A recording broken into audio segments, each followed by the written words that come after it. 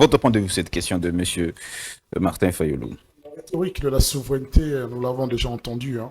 Il n'y a pas de bradage de souveraineté lorsqu'on fait appel à un cabinet d'audit international. Non, c'est une forme d'indépendance et de professionnalisme. La dernière fois, vous avez dit l'OIF est intervenu. L'UF n'est pas la République démocratique du Congo, mais nous avons prouvé ce résultat. Aujourd'hui, nous avons compris, en effet, que M. Kadima il était là pour exécuter un plan. C'est lui qui décide, c'est lui qui tranche. Il fait venir ses amis, qui ne sont pas du tout des Congolais, des Sud-Africains, par exemple. Ce n'est pas la République démocratique du Congo. Et je crois que les prétentions de M. Martin Fayulu, c'est les prétentions de l'opposition, sont légitimes. Si j'entends de nouveau les vidéos qui circulent sur la toile du président actuel de la République démocratique du Congo, c'est exactement les mêmes problèmes. Et M. Martin Fayulu a tout à fait raison de se poser la question, est-ce qu'en répétant les mêmes erreurs, nous aurons des résultats différents? Non, il y a un problème sur le dit fichier électoral. D'ailleurs, ça nous a pondu 2 millions des enfants ou bien des personnes qui ne devaient pas être dans ce fichier.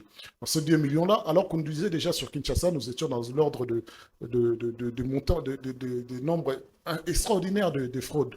Mais nous nous étonnons de la légèreté avec laquelle le pouvoir avait amené ces élections. La Cour constitutionnelle, c'est pareil. C'est légitime à ce que nous demandons à une institution qui est censée être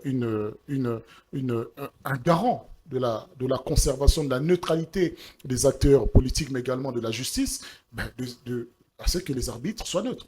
Et que non, ils ne soient pas choisis en fonction de l'ethnie, en fonction de l'amitié ou bien des liens avec le chef de l'État. C'est un droit légitime.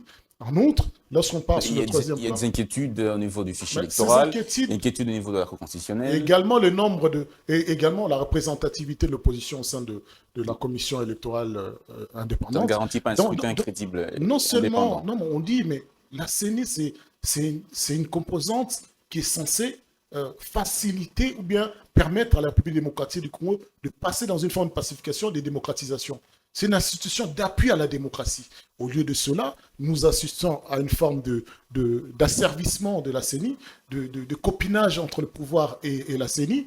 Et aujourd'hui, la CENI nous dit, je vous amène aux élections, mais je n'ai pas 500 millions de dollars, je dois aller chercher chez les étrangers, chez l'Union européenne.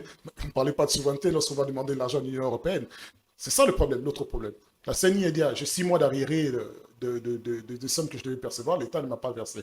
Donc, ces élections s'annoncent de manière catastrophique. Sauf que nous disons par exemple que... Mais il y a eu l'audit avait été fait par l'OIF en 2018, ça n'a pas empêché qu'il y ait contestation.